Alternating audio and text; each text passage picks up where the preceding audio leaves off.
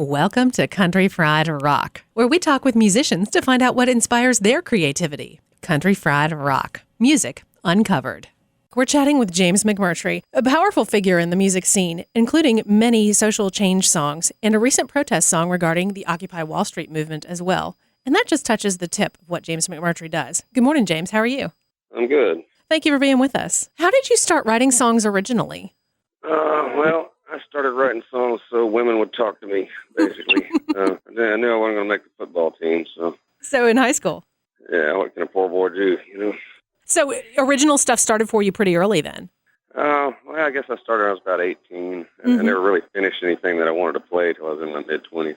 But, you know, that time I was playing little beer garden gigs for $10 of free beer. You know, you had to play a certain number of Jimmy Buffett songs or the food and beverage guy wouldn't hire you. You know, but then I started working in a few originals with all the cover tunes. Where was it that you were wanting to go with your original music at that time? At that time, I was kind of in the vein of David Bromberg and some of the obscure writers that I knew about, John Hartford, people like that. What tapped you into that music? I don't know. Somebody turned me on to it when I was a teenager, and you know, I listened to the Rolling Stones as well, but I listened to that other stuff too. So, but the Hartford and Bromberg stuff lended itself to solo acoustic more. You know, I wasn't working with bands much at that time, and I went to school in Tucson. At that time, it was really easier to find a gig as a solo. There were a lot of these, you know, outdoor beer garden type places and coffee houses, that sort of thing. There were a few clubs that hired bands, but you know, the bands of the time that was new wave era, and I wasn't really into that. I was into southern rock. Fortunately, there was one pretty cool southern rock band there. But a lot of times they'd have to go down to Bisbee to play because there were enough old hippies down there that they could find a gig. As you moved forward then and continued writing, and it evolved for you, though, into something a little different, what kept you driving with the writing? It was just something I did. I was going to do that whether I was making a living at it or not. But, yeah, it was just something I wanted to do. It was my drive. As you've moved forward in what you were doing, you've had kind of huge peaks of critical acclaim, but then some of the songs that stand out over time have been maybe the quieter, I don't want to put the term protest song on them, except that some of them maybe are. Well, yeah, one of the protest songs got noticed. I wrote that song, We Can't Make It Here. I put that out right before the 2004 elections. I wrote it and I put it out as a free download. And it got a lot more attention than anything I'd put on a record in a long, long time. And I think it was lucky in that a lot of people identified with it. Just the nature of a popular song. A popular song is more about the listener than the writer. The listener has to hear his or herself in the narrator song. And so, you know, I was in the right place at the right time for that. And of course, that song has developed a life of its own now. I just re-recorded that because I heard Joan Baez wanted to sing on it. And, I went over to Louisiana and CC Adcock, and I put together a new track for it. Cool. And I think Joan's supposed to put her vocal on it this week. I'm not sure. That's exciting. I didn't know about that. Yeah. Not so much when a song ends up with a life of its own that may not have anything to do with where you thought it would go, but in terms of having a feeling for yourself that you want to put into writing, and then it gets picked up like that in popularity. I mean, I don't know, the protest songs are started with the intent of ever being quote unquote popular. Well, that song was started because I felt powerless because I live in Texas and I tend to vote Democratic, which means my vote kind of goes nowhere. So the only power I had was through song and through a record deal. So, you know, I recorded that, and I first did it as a solo acoustic thing because I couldn't get the band in the studio for another 2 weeks. So I did that, and I went down to KGSR radio because I knew the morning guy, Kevin Connor, let me spin anything, and I put some old-style bleeps on it. Yep. So we wouldn't get in FCC trouble. Right. And went down and spun it at morning drive time, and of course, you know, this was 2004. Bush's numbers were soaring, and everybody took that as an anti-Bush song strictly. So I put it on the air, and I had nasty emails on my, you know, website before I even got home because so many people just had their whole identity wrapped up in George Bush. The thing about it, for me, the song was not strictly an anti-Bush song. I mean, I was no fan of the Bush administration, but a lot of what the narrator complains about in that song really took wing under Clinton. And probably have their roots further back in Reagan, Nixon, you know, way on back. So, you know, the chief problem that the narrator has is outsourcing. You know, and Clinton really fanned the flames on that one. Bush did nothing to slow it down because his friends were getting just as rich as Clinton's were. So it's been on, and it's still going on, and it's an ongoing process. And so the song works just fine under Obama. When you take on a social issue that goes beyond Republican and Democrat, do you find that it opens up discourse or that it closes people off? It's starting to open up discourse. During the Bush years, it closed people off because you basically had two camps that were almost like religious cults, and they weren't going to listen to each other. Now, with any luck, we can get some dialogue going because, I don't see the problem in this country as right, left, Republican, Democrat. I see it more as the interests of the people versus the interests of the corporations. And so is that what drew you into the Occupy Wall Street movement? Definitely. And this is not just the U.S., this is a global thing. Because what we've seen happening over the last few years is that governments have less and less power, and they have less power to protect the people because the power now lies in multinational corporations. Back to Clinton, this is what Clinton should have been impeached for, was NAFTA. I don't care what his love life is like, what his practices are, but there's some of NAFTA really undermines our sovereignty and our safety. Obama's just made a big show of blocking the Keystone Pipeline. Well, that pipeline is going to go through whether he wants it or not, because if it's blocked, the Canadian parent company can sue us under NAFTA for billions of dollars in projected loss of profit. So there's no way out of that. And it was NAFTA that did it. It's been done before. The state of California, at one point, they're interested in making their gasoline burn clean. And there was a Canadian company parent company that owned a U.S. company that produced something called MTBE, which makes the gas burn clean. The problem with it is it's very hard to contain. It's very carcinogenic, and a pinhole leak in an underground tank can contaminate groundwater for miles around. Well, they came up with some contaminated wells around Lake Tahoe, where the water quality is what they have to sell for the most part. And so the state of California banned MTBE. Well, the Canadian company sued the state and won. So the next time I was out there, suddenly half the gas stations are closed down and the other half have their tanks dug up. Have to replace them with better tanks to hold that stuff. That was a case of a corporation having more power than a government. And it shouldn't be that way. I think governments are here. And I don't fear big government. I think big government could be useful. It's basically a service organization. Do you feel, and I don't know if this was the intent or not, but do you feel any kind of bond with the history of songs for social change in our country? No, I haven't really thought about that. Yeah, it's just more of a reaction to what I feel is going on. And it's just very tricky writing any kind of political song because it's very easy for the song to turn into a sermon, which nobody's going to want to listen to. And then more often it turns into a rant, which it can actually be kind of entertaining. But if you're really, really lucky, you get a song. I think about just having watched the Grammys on Sunday night and Bruce Springsteen opening it up and thinking about the misinterpretation of songs that he has in the past. Do you feel that you're getting any kind of opposite reaction of what the thoughts were behind what you wanted to say? Sometimes, yeah. I had another song called Cheney's Toy, which is more of a rant. And it starts with the image of the unknown soldier. I guess I wasn't clear enough because a lot of people seem to think I was saying the soldiers were Cheney's toys. Not at all. I was saying that Bush was Cheney's toy. I felt like that whole administration appeared to really be a sort of a puppet show. Bush is the puppet and Cheney is the puppet master. I may be wrong about that because I don't think Bush was near as obtuse as people took him to be. I think that was an act, but I don't know that he really cared about being president either.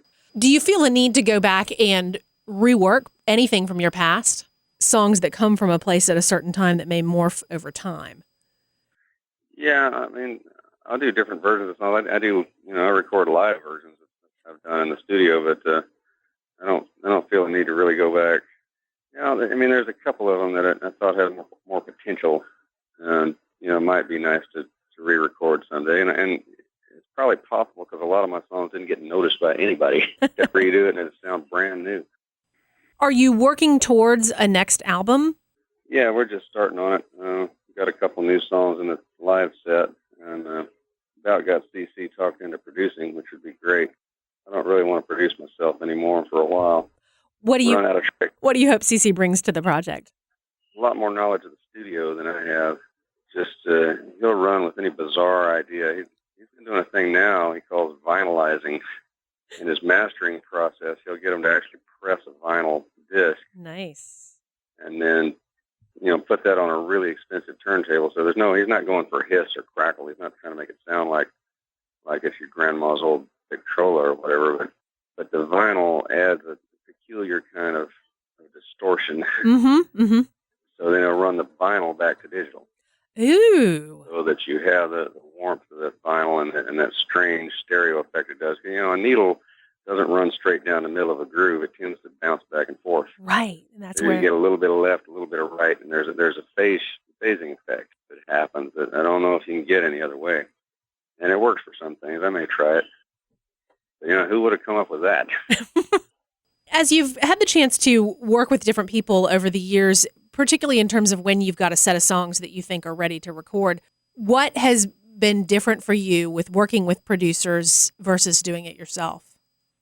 I'm doing it myself. I just book the studio time and hope I get the songs written. Producers would rather you had the songs written already. they do a little pre-production, actually know the song before you go in the studio, which is a much more economical way of doing it. So I want to try that this time. So as you move towards that then, with finalizing these songs that you want to take in, are you looking for anyone else to work with? Working with my road band.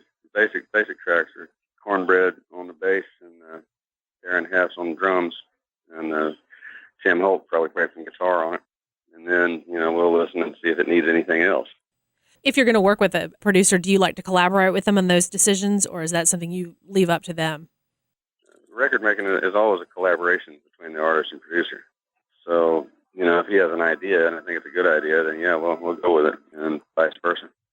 What is changing for you as you write this next batch of songs? They're just a little more personal. I haven't ever dug very deep. I don't like to write about emotions or any of that stuff. I run out of everything else. So I look inside now a little bit. How has the concept of giving away these recent songs brought new people to your music? Well, it brought a lot of people in. When I first put out We Can't Make It Here, I had no idea of the power of the internet. I was kind of a Luddite as far as computers go. And a lot of bands were starting to do that then. I think it was Radiohead, British band that gave East Coast band. That was a concept that was just kind of long. I think it does work. Give them something for free and then charge them the next time around. Do you feel that you've gotten some people to stick around since then?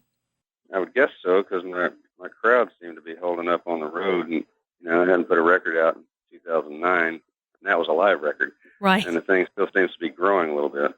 It's interesting. It goes against the rules as I was taught 20 years ago. I'd have an album out every 18 months. I talk with a lot of people who say that they're finding new life to records that are, 2 or 3 years old, and it's kind of baffling to them to a degree. But as you're on the road a lot, what places are building for you that may or may not seem obvious? One of our biggest markets is Bangor, Maine, and that happened because Stephen King has a big classic rock station there. Ah. And classic rock play is way different than Americana or AAA play.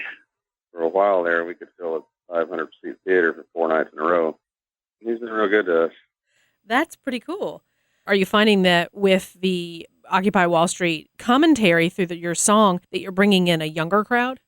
Well, that's been happening before Occupy, because we kind of have a multi-generational crowd. I've been doing it long enough that I got second-generation fans, and it'll probably be third generation before too long. But the word of mouth is the thing. If you can keep going long enough, eventually people discover you, and that's what I'm finding now. I just spent a week on a cruise ship, which is sort of a floating music festival. But I was playing to a lot of people that came up and said, "Yeah, my friend just gave me your CD last week. I didn't know you existed." It's like overnight sensation after 20 years. That's right. Yeah. I've noticed proliferation, for lack of a better word, of these music cruise fests of all different kinds. Do you get a chance to listen to any other music when you're a part of that? Yeah, that's one of the cool things about it. Lucinda Williams was incredible. Yeah, I haven't seen her play in long, 15 years probably. Nailed it. When y'all are on the road and performing in different places, getting different crowds that are both old and new to you crowds, do you get a chance to work with others or see others as part of your lineup? Generally these days we have a young writer named Johnny Burke that comes out and opens for us. He follows us around. It's a lot easier if you bring your own support. It costs you a little money, but you know what you got to deal with every night. I don't like showing up and the opening act was supposed to be solo, but now it's a band. That means you got to move a lot of stuff around to accommodate them. And we usually do. I mean, because we have been the opening act as well. And whenever you get somebody with a rock star attitude that won't move any gear to give you any space, counterproductive. There was a guy one night said, if I move this monitor 1 inch, the sound's going to change. As well, if you have 10 people in the audience, your sound's going to change too. I guess you just want it to be empty, ridiculous. That had to be airlifted in and out of the stage, keep tripping over stuff. Well, I've only gotten to catch you in festival situations. It's a different type of gig. So what's different for you all in that sort of environment for your performance versus a headlining environment? With festivals, you generally don't get a sound check, and you're using their gear. You might bring a couple of your own guitar amps, but it's their drums and bass rig because you don't have time to change all that stuff out. And it's usually outdoor, so it's a whole different sound.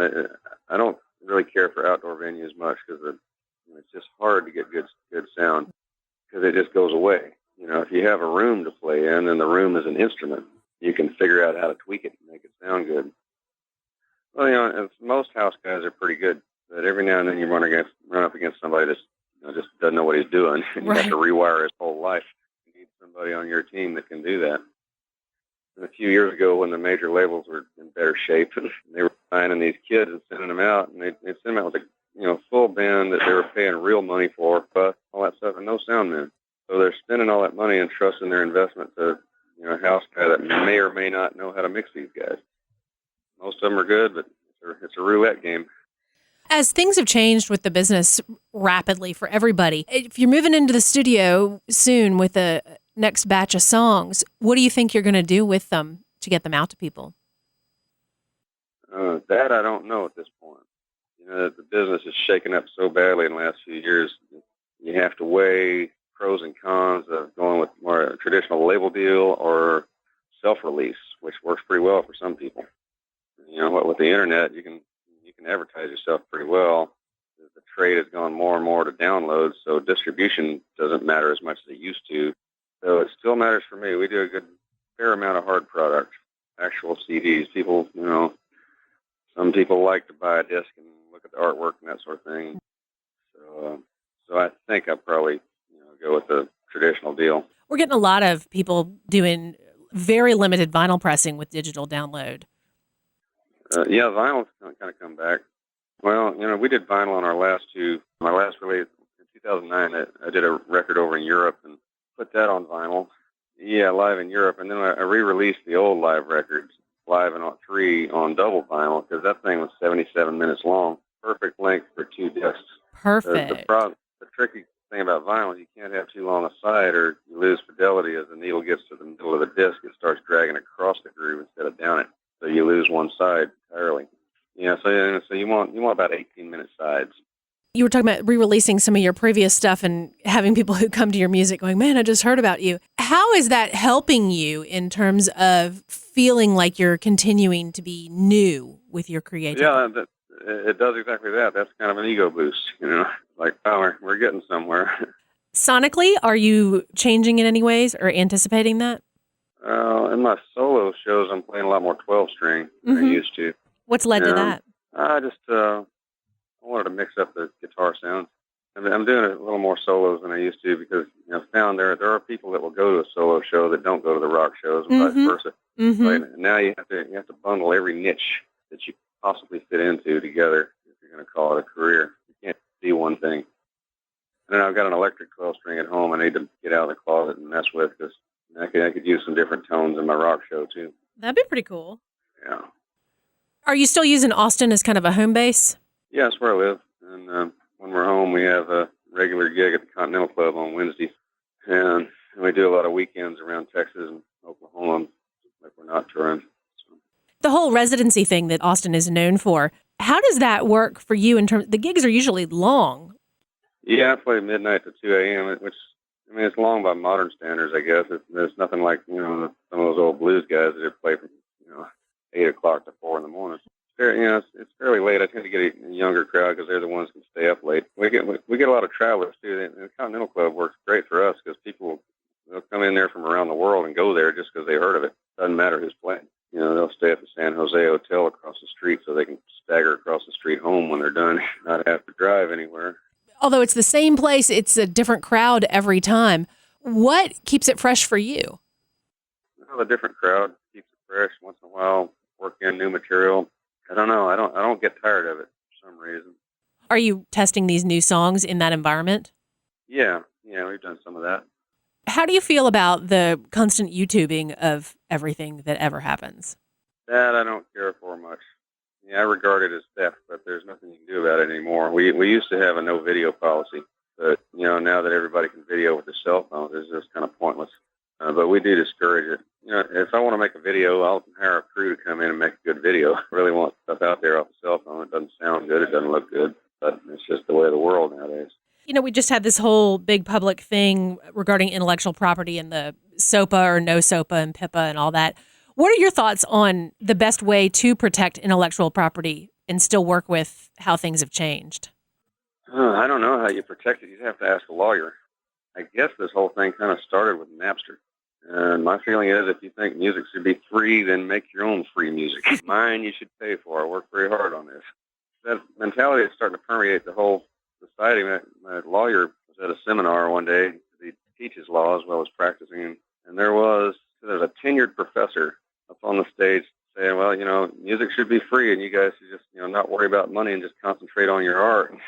Like, excuse me, you got tenure. You don't have to worry about where you're making your house payment. Right. I mean, I obviously have no clue what the answer would be on it, but because we all do care about intellectual property rights for artists, you got to protect it. You got to make your money doing your craft and your career. What was proposed looked like it was really protecting the rights of the labels, not necessarily the rights of the artist. Yeah, that's usually what happens. I don't mind if the labels are protected, too. I kind of like having record labels in this world. Pirates that they were, I'm going to miss them. It is a collaborator, and, your business partner a lot of times is going to try to get a little more of the action, but it's a long-term relationship. As you move forward with this upcoming record, and it's kind of cool to hear about some maybe possible sonic changes as well as lyrical content, do you have a vision for what the whole package, like conceptually, will be? No, I don't really, and you can't really do that. Even, when you set out to write a song, you kind of have to give it its head. It might turn out to be something different than you thought it was when you started. If you try too hard to make a point and force it to do what you want it to initially, you're liable to beat the life out of it. So you got to stay alert and see where it wants to turn, and that happens with the record project as well. Do you have a time frame on that? I don't. Found that doesn't work either. Even back in the days when we had release schedules and all that, nothing was ever adhered to. Records came out when and if they did, Thank you. I really appreciate it, and thank you very much for your time. Thank you. Take it easy, James. Bye-bye. All right. Bye now. Country Fried Rock. Find the full playlist from this episode on countryfriedrock.org. Check us out on iTunes. No music, just talk. Our theme music is from The Full Tones. Our Country Fried Rock stinger is from Steve Soto and the Twisted Hearts. Country Fried Rock. Copyright 2012 by Lilypad Productions. All rights reserved. Ever he been helping us some country fried rock? Hey y'all, it's Sloane Spencer. Thanks so much for finding all these new old episodes of Country Fried Rock. I've got something completely different available these days called Sleep with Rock Stars. And it all started from a listener comment back in the very early days of Country Fried Rock who said, I slow these down to 75% and fall asleep to them. And I was like, well, over the years I started thinking about it, and I recently started Sleep with Rock Stars. It's the Gen X Sleep Podcast, and you can find it at sleepwithrockstars.com or your favorite podcast app.